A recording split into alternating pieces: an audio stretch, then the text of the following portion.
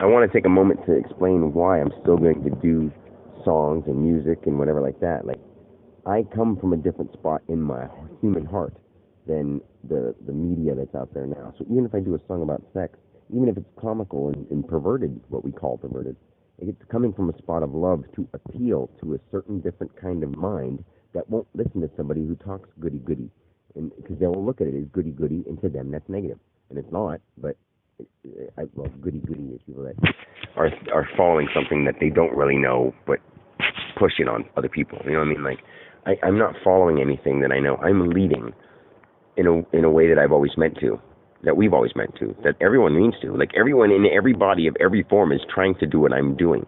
Deep down, they know that. They know that our life purpose is to unconditionally love and to heal. And we can. We easily can. You just have to believe it. So anyway, I want to say why I'm doing that. I'm going to be still doing those perverted songs. Not much. Not very often. Just here and there so that I can put it out and people are like, who's this dude? And then they look into it and be like, what the hell? He's got this other stuff? And then they'll see what I mean and why I do it. And I'll hit it almost fast with it. Like, I want to keep it like locked up so some certain people can only go through at a certain level. Because if you come off too strong, the people are going to be like, what the hell? Who the hell does this guy think he is? But I know who I am, and I know who they are. That's the problem. Is a lot. It really, somebody else tell me who you are. Tell me who you are, and explain in detail, and be able to sit there and go on about it for the rest of your life. The rest of your life, because I could talk about this for eternity.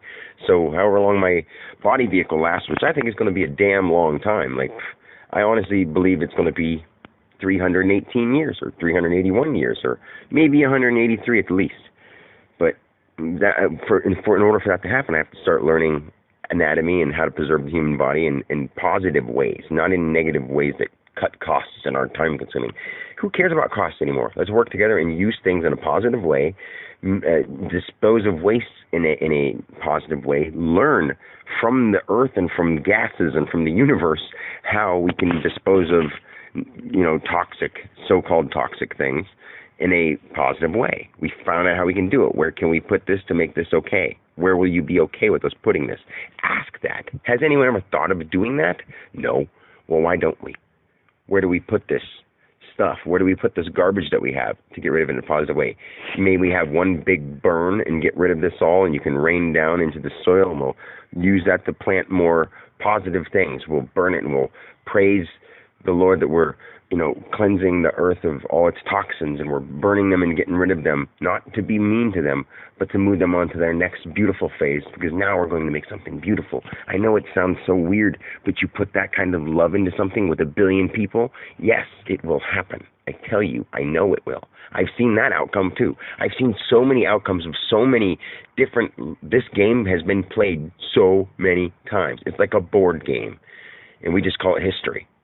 The characters have changed, but it's amazing. It's so amazing. But that's why I have to portray all these different characters through Dan. Like, I'm Dan, but I know that I'm not just Dan, so I can play any character now.